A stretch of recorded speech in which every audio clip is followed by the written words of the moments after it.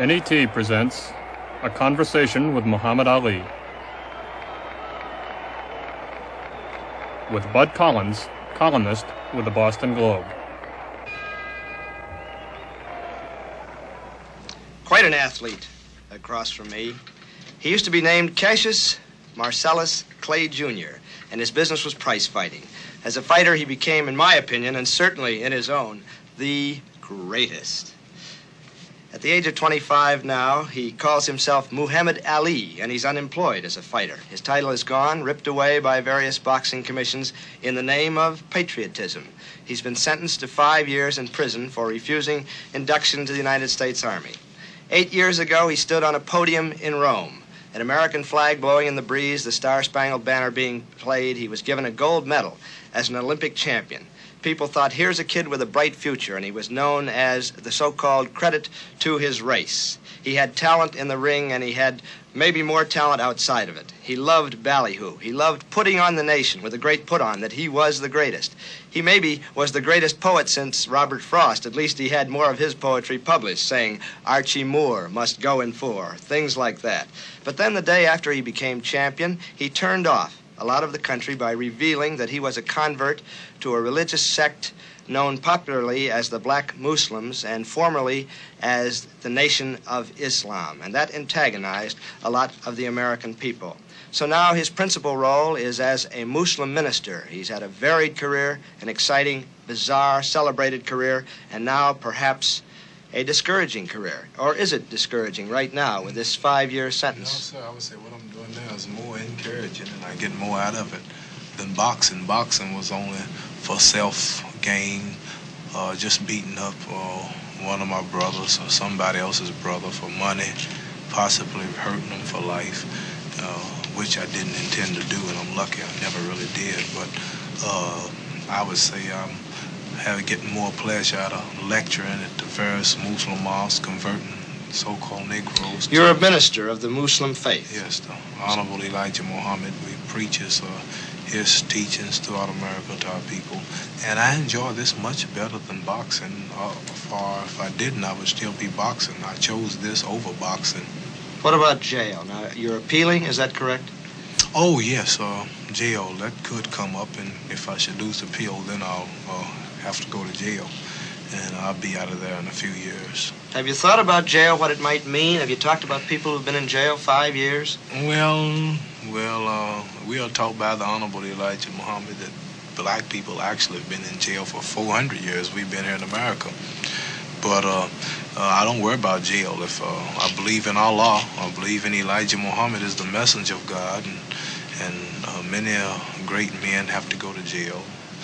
And so I don't pay no attention to it. If the time comes, I'll just have to go. Boys in Vietnam are dying for what they believe, and I can't get on them for dying for what they believe, so I'll just have to. And they're dying to free foreign people 10,000 miles away, so I'll just have to suffer so that the so-called Negroes could be free, so they could have idol and an image they can look up to that didn't sell them out.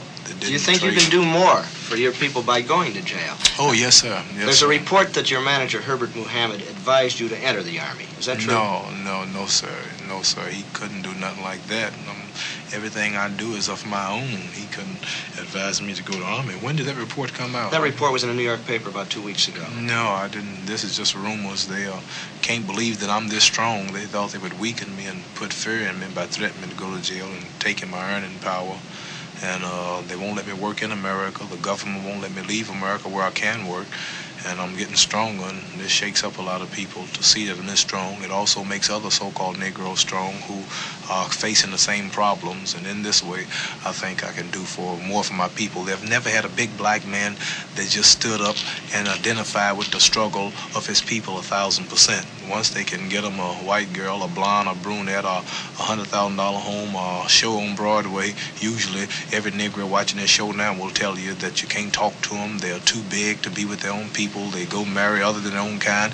And I'm so happy and proud to become great in boxing, to become the greatest one that ever lived. The greatest. You're still the greatest. Yes, sir. The greatest boxer that ever lived. I'm the first one that they had to take a title from in the history of all of the red, white, and blue American title. I'm the first one that they tried to make the world believe that wasn't the champion, and that never has been beaten. What about this title now, Ali? If you're in jail 5 years, can you come back and be the champion? Well, I don't know. I'm not really worrying about boxing. The more I'm in the spiritual works that Elijah Muhammad preaches, preaching the word of Allah, God, I forget about sports. It's not in my blood. I don't eat rare steaks no more. They make you vicious. I just eat lamb now and fish, holy foods, and this keeps me from being vicious feeling, and I really don't miss it. I have nothing else to gain. I beat the best German they had to offer, the best that Canada had to offer, England, the best that America had to offer, two-time United States Golden Glove champion, AAU champion twice, Olympic gold medal winner, defended the title 9 times, predicted the rounds on my opponents, wrote poems in poetic fashion how they would fall, and I cannot go no farther in sports. And first, another thing I like to say, I'm the only black man that black people can now say has a champion, I would say Marciano, that's undefeated and retired. That's true. So that's Joe true. Louis came back. He let the people down. He got beaten. Sugar Ray was a black pride, and they got him beat up. But I'm the first one that so they you never think you could might get. just stay undefeated? Yes, Is there a conflict now? You say, and I certainly believe you and have been with you for long enough to know that you're very sincere in your beliefs, that you're a man of God now, a minister. Is there a conflict between that and being a prize fighter? Well, yes, we don't believe in a man sports. Of peace. We don't believe in sports, and we the don't Muslims you're speaking of. Right. We don't consider boxing being violent. It's just a sport. It's nothing. Our intention is not to kill. All we use is our fists, and they're padded. We have referees, doctors, and judges at ringside. The intention is to beat the man, outpoint him. And I've been criticized for not hurting men, and been criticized for carrying them because I don't like to hurt nobody. I showed all this in my fights. But if I did fight again, the only reason was to get out of debt. This is the only way that I have to make the necessary money to pay my draft lawyers, which I owe $280,000 that I spent in the $280,000 for your appeals and your trials and so on. Fighting for justice cost me that much. And then other things, back alimony to the wife, and I can't pay nobody now because I'm not allowed to work and out of the country. So if I did fight, it'll be for those reasons. But just boxing itself, I could box tomorrow if I want to. I could just go to the gymnasium and box, but it's the money. 3 years ago, when we were coming on the way from Boston in Big Red, your great bus with Bludini, Brown, Yeah. Otis 5X was Yeah. driving. We had quite a gang. You said to us, Whitey's get in the back of the bus, which we dutifully did. And we had a lot of fun. And the last fight, just even though you had all this on your mind and all the pressure, you were with Boudini and you put on the Dracula masks with Syria, one of your trainers. And we had a great time up there. And people who knew you, and you've had a lot of criticism in the press, but people who lived with you and knew you, knew what kind of person you were, and you enjoyed being champion. The people being around you and the notoriety and the celebrity, you enjoyed that. Do you miss that now? No. As I said, I can't go no higher in boxing. There's no one I could beat who could get me more praise than being a boxer. I'm always around people. I'm still around people every day. I'm around 6 of them traveling with me today. Every city I go to, the people are waiting for me. I just left college here. MIT. MIT University. And you were well received We have a by a predominantly white audience. Yes, everywhere I go. We was up at Fairleigh Dickinson in New York, C.W. Post, Iona University, Canisius University, and Penn State, and Morgan State College, and Princeton. You like to be with people. There's no yes. doubt about that. By me not boxing didn't take nothing away from me as far as fame is concerned, or people. I can always hold my head high. I can always put on a necktie, and I can talk. Most boxers, you bring them on this show now, even the ones fighting, they couldn't talk like I'm talking now. Well, nobody can talk like you can talk. Yeah, so I have lots to fall back on, so I can't just ask the question in long. I just can't miss boxing. Do you remember, Ali, that night when we were on the bus? We were in Yulee, Florida. We stopped to get some food. It was a Jim Crow diner. They threw Boudini out, and you didn't go in. I told him not to go at first. I told him not to go because I can tell. I went in first, and the man said something about we don't serve Negroes. I said, yes, sir, I'm sorry. And I went because we who are Muslims don't believe in enforcing our places self. And you said to Boudini that night, you said, you're following Martin Luther King and people like that, and you're wrong, did you not? No, I don't remember saying that. And I didn't mention him. I'm sure I didn't. I said. But I think you said something about that wasn't the way to go about it. Well, I said if the man don't want you there, and this is his restaurant, and if he hates you that much to put you out or to shoot his own white brother to keep you out, there's a possibility that vanilla milkshake you want, when he go back to fix it, he could, spit in it. And I'm sure if somebody spit in the milkshake and mix it up, you couldn't see it. And I don't see why you have to be sick mentally to want to force yourself into places where you're not wanted. You see the man hate you. You see they don't want you down here. I want you to leave him alone. We're going somewhere else. He said, no, I'm going in. I'm an American. I'm American. I got a right to go. I said, well, come on out. I bet you I'll come out with what I want. 5 minutes later, he came out with nothing. He said, treat me like that. I'm a man. I said, I told you, leave the people alone. They didn't want you. You just make yourself look like a fool. So we went on down the street, and another white restaurant. We could eat in. Right, yeah, we could eat in. Yeah. But tell us about the Muslims now. As I said, the day after you won, you remember that very well. Sonny Liston, the big old bear, as you call him, sat in his corner. Quit to you. You became champion of the world. Everybody thought this is a refreshing young man. I always wondered what was his trainer talking about. I'll let you finish right after this. You know what his trainer was talking about when Liston sat on the stool? No. He said, Sonny, get up, the bell rung. Sonny said, my mama didn't raise no fool. I'm standing right here on my stool. You got that poetry still going. What was you going to say? No, I was going to say that the next day, Ali, when everybody was saying the stereotype thing, here's a refreshing young man, we found out you were a Muslim, and people got scared. I got bad all of a sudden, yeah. People got scared, and you got bad all of a sudden, right, overnight. I was a good boy when I was hollering, I am the greatest, I cannot be beat, I am pretty, I'm the king, he. I was a good boy. But when I said I'm a Muslim, my religion is Islam. What's wrong with that? You have 600 million Muslims on earth, and Muslim only mean one who submits entirely to the will of God, Allah, and Islam only means peace, entire submission to God, and we don't believe in forcing ourselves on Do you hate the whites? No, sir, we don't hate Why, whites. Why is that grown up, do you suppose, that the Muslims this is are a false hate propaganda white to scare Negroes, to keep them from coming, because Negroes by nature love their enemy, they pray for those who use them. Negroes by nature don't hate nobody, and so if they can make people think that we're a hate group, that'll frighten them. But we don't hate white people, we know white people, we know the history of white people. For an example, if a tiger broke in this room now, I would beat you getting out. If a rattlesnake broke in here, I'd beat you getting off of this stage. I don't hate rattlesnakes, I don't hate tigers, I just know I can't get along with them.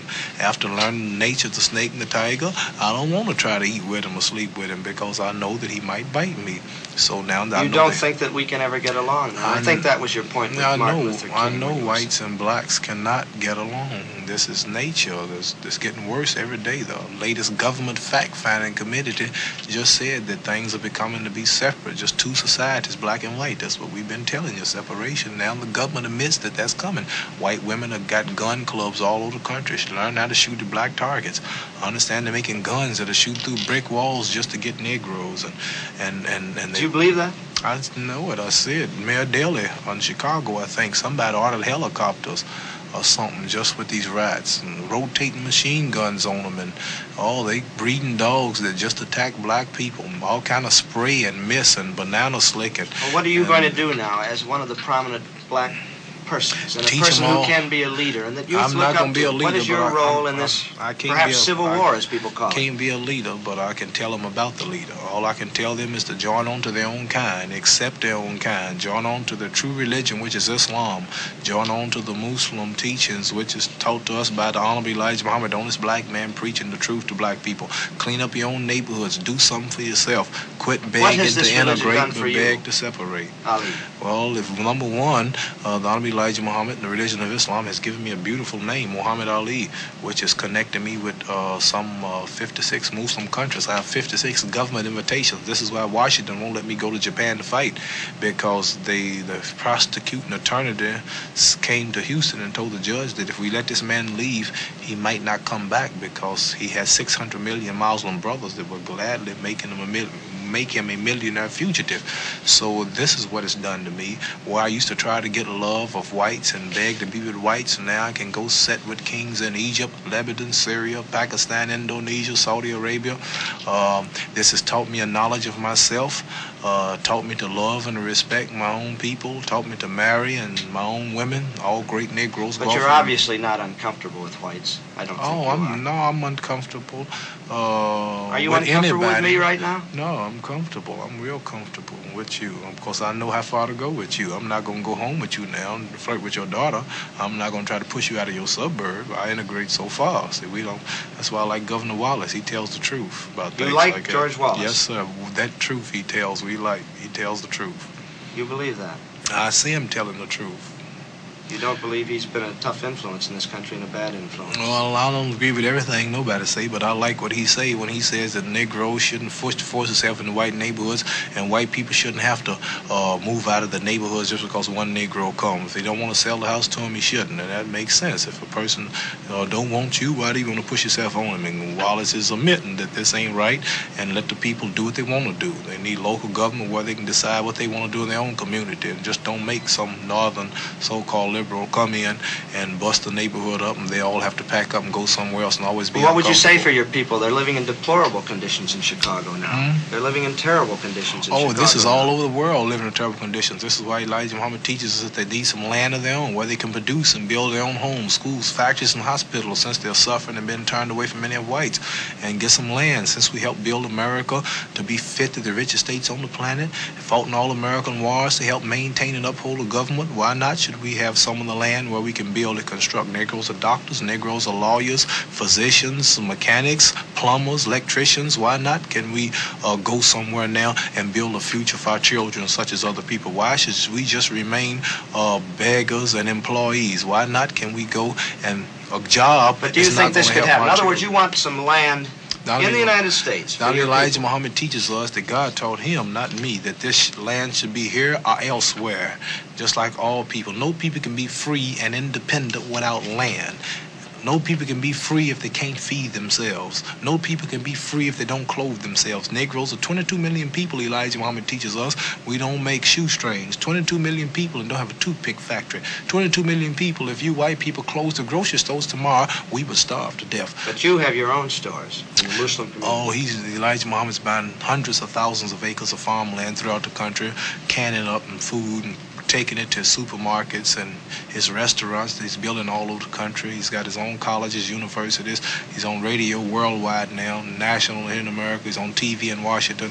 He prints 2 million newspapers a week called Muhammad Speaks. Yes, we've seen it. And he's got mosques and temples all over the country, and he is the black man for black people to follow. He's not just asking for a job. He's not just asking for a house in a white neighborhood. This is nothing. See, Negroes are actually fighting for equality with the white man's dog. You may say, why? Well, when they say we want open housing, they still not getting nothing. The dog ain't got. The dog sleeps in the house with white people, in the bed, many of them. And Negroes want to ride on the best transportation up front with the white people. The dogs do better than that. He ride right in the front seat. I see him when the sun's shining. Dogs ride right in the front seat of the car. And Negroes, they won't eat the white man restaurant and this and that. Still, the dogs eat out the same plate. I see this. So in reality, the Negro's not fighting for equality with the white man. He's fighting for equality with the white man's dog. To be equal with the man, he needs some airports. He needs some train stations, some television companies, some water plants. He needs some farmland. It's going to be hard to get, though, isn't it? And not if he has some land of his own. If he has some land. And if the white man gave him justice and repaid him for building up this country and working 310 years. Some people like Stokely Carmichael and Rap Brown say that the white man will not do this, though. And that they have to be militant. They are militant. You, I think, probably know these men, do you not? I know them good. We would look like fools trying to be valiant against the most powerful military country on earth. We would look like bulls running down a railroad track head on into a locomotive train. You might say, look at that brave bull, but when that bull come head on with that train, all he will have left as his monument is his blood and his flesh on the track. See, we can't be powerful against the man who makes the bullets, who makes the guns. We look like fools with a pop gun hiding on the roof shooting at the army. If every Negro had a machine gun, a tank, a bazooka, a year's round of ammunition, and a good hideout, we wouldn't have a chance because we don't control no food. After 2 or 3 days, we'd be hungry. For us to be violent against America, we would have to have superior weapons than America, and we don't have the factories nor the earth to dig the material to manufacture the weapons. And if we would get the weapons, we would have to get them from you. So you don't agree with and I'm sure you are not going to give Negroes weapons to shoot you with. So I'm not here to talk. Say I don't agree with Stokely. I don't agree with Rap Brown. I don't agree with the late Martin Luther King. We're all black people who are fighting for freedom, justice, and equality. Everybody have their approach. There's a war going on in Vietnam. One man fights from the air. One man fights from the land. One man fights from on top of the water. One man fights in the submarine under the water. One man comes from, he's a Secret Service man or a spy. They're all fighting the same common enemies. They say the North Vietnamese people, but they have different approaches. Negroes have different approaches for their freedom. One man believes in integrating. One day we all be white, he say. Look like white people after 200 years. One believes that education and politics will solve it. One believes shooting and looting and burning up the country will solve it. One man believes integration will solve it. And we believe separation somewhere to ourselves will solve it. So we're not here to talk about these fellows. The same dog that bit them bit me and biting me, but we just don't agree with their approach to the freedom, but we all are for them if they are sincere in their way. And one day we hope that they will all soon recognize the true leader, Elijah Muhammad, and will all soon be Muslims. What do you think will happen? Elijah Muhammad is a very old man. One day he must die. Like he will die. One day. What do you think will happen to your group? Well, when he dies, we will be in heaven. We'll be in the hereafter on earth. America will be destroyed, and this will all be over. The Negroes with America will go down with America, and Allah, when he dies. When he dies, we will be free. His work will be over, and we have a few just around the corner. We don't have a lot of more years here in America. Tell us about. And I would like to say that Moses died too. Noah died, Lot died, all of God's prophets died, but they accomplished their missions. And you his consider mission, Elijah Muhammad a prophet of he's God. a messenger. He's not here to tell us what's going to happen. He's telling us what's happening. He's a messenger. He's the messenger of Allah to the so-called Negroes. What about your own life now? You're married, you have a young wife. Yeah, I got a little baby on the way. In about a month and a half, I'll have another little boy, I hope, and I'm young enough to hold the crown until he's around. Do you think he'll be the champion? Well, I don't think I want him to box. I'm going to send him to school, and I'm going to make him study and work, and he's going to be a wise man. He won't box. You're living in Chicago now. Right. I bought me a nice little home there and fixed it up nice. And still got drives me a Cadillac? Beautiful 18-year-old Muslim girl. Oh, yes, I got a couple of them old Cadillacs, but I'm trying to get my airplane. Cars are too slow. I travel so much. Every day I'm in certain cities, and I'm always moving. I always have calls, and driving are killing me. And I would like to have my own private plane, and now I'm pricing a Learjet, and I have a company just like Niarchus in Kansas City where they make those things, Wichita. They are working now with giving me a good deal on one where I maybe probably could lease it. Well, I guess I'll pry into your personal affairs. There have been so many stories that you've been like Joe Lewis and that you're broke. Yes, you owe your lawyers $280,000 on one hand. Now you talk about buying a Learjet. Yeah, I'm about gone. I said lease. See. Lease. You say lease at the end? Yeah. But tax will pay for it anyway. But what I'm trying to say is that, yeah, I'm just about broke. I'm not allowed to work here now in America. I'm not allowed to leave America. I'm not like Joe Lewis. I didn't fight 13 years. See, I was 29 fights and won them all. Yeah, but I just only had 9 title fights, and out of those 9 big title fights, my cut was $2 million. My cut after everybody got after everything. That was your cut, $2 million. No, not after everything. This is before taxes. Before taxes. Yeah, after my manager was paid, after my opponent was paid, the peanut man, the popcorn man, and everybody, my cut was $2 million. And out of $2 million, the 10 white men that backed me in Louisville, they made a deal with the government behind my back. I knew nothing about it. Real quick, they made a deal with the government where they would give the government 90% of all my earnings before I got them. This was called the Joe Lewis law to keep me from being broke, they say. But 90% of my $2 million went to the American government. So that only left me 10% out of $2 million to live on. And out of that, I had to pay $150,000 to get rid of my first wife because she wasn't joining my faith. And then naturally, it cost me money to live. So the money's about gone. And not only me, I don't know why people are so confused over one Negro Negro boxer getting low in funds or depleted in funds when America's broke. America's now canceling trips and things to save money. So if you know if big, powerful America can get broke, you know a little Negro boxer can get broke. Well, that's true.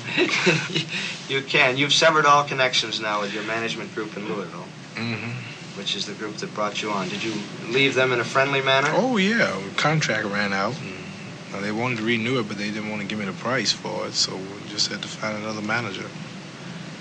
You go back to Louisville often to see your mother and father? Oh, yes, I was there 2 days ago. I was in Louisville, but I don't have time to stay there too much. The town looks so small, and the people move so slow. The friends are raised up. We'll still stand on the same corner, ain't doing nothing, just hanging around the same places. And when you get out and travel and knowledge and when you get knowledge, wisdom, understanding, and when you've been around the world a couple of times like me and talking to wise men like you, newspaper men, and on all these TV shows, and this makes you wise and intelligent. When you go back to these little one-horse towns, you just can't stay there 2 hours. You just, after a day, I'm ready to get out.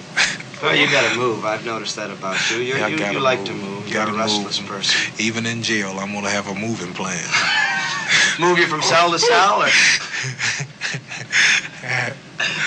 I don't know. Have you gotten any specific word about when they will act on your appeal? I got a letter the other day said, get ready because they're cleaning out your cell to take you on the trail to the jail cell without bail. Without bail. And are you getting ready? Yeah, if I have to. I told my wife she's packing up a few things, and I left a certain money. I bear it for her to go back to. You bear it. You better watch the IRS probably watching this show. That's all right. I bear a lot of money that I make after taxes. I make a little money. Like if I make $1,500 in speaking engagement, I give the government that 30%. Then I take what's left of mine. I don't put it in the banks because banks might go broke or they might get robbed. And I just take my money and I hide it here and hide it there and tell her where the hideouts are. Well, you're not too worried. Now, Bill Russell, whom you know, of course, who coaches the Boston Celtics here, I said to him 2 years ago, I said, it's a shame that this boy, who's such an attractive boy and such a fine guy and a good fighter, may wind up broke like Joe Louis. And he said, well, that just shows that you don't understand.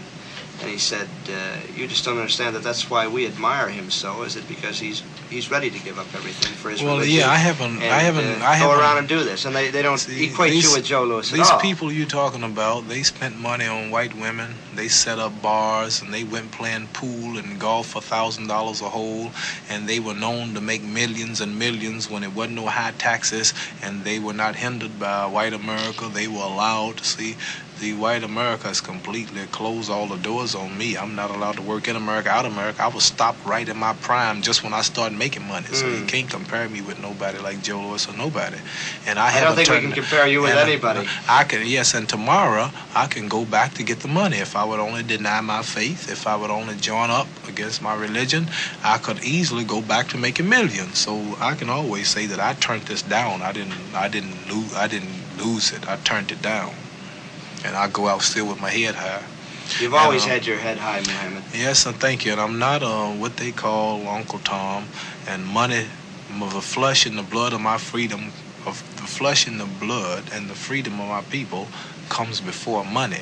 And this is why black people are nowhere today. The white man, such as you are saying now, they're always talking about money. You're broke. Are you losing money? They threaten our people with money. You won't eat. How you gonna live? Well, this is why we are nowhere today, because every time a black man get in a position where all the babies are following him, where all the youth is following him, then he's They're all looking when you're moving around, aren't they? Yeah, who's looking? But everybody's looking when you're there. They like to see you come in, the babies and everybody. Oh, yeah, so I feel proud. I can tell him he's the greatest. I can tell him to be somebody. I can tell him to fear not. Oh, what are you losing? Look what I did. Now I can preach. This all helps what I'm standing for. And I'm just happy. Everything I'm doing, I like. People see me and say, why are you not tired? Or, looking great. You're so happy. Where are your bodyguards? You don't have no bodyguards? I said, I haven't done nothing without bodyguards. It's great to have you with us, Muhammad Ali. Prize-fighting champion, minister to his people now, Muhammad Ali. Thank you. And I want Joe Frazier as soon as you get it ready. Okay, Joe Frazier for the title. A conversation with Muhammad Ali.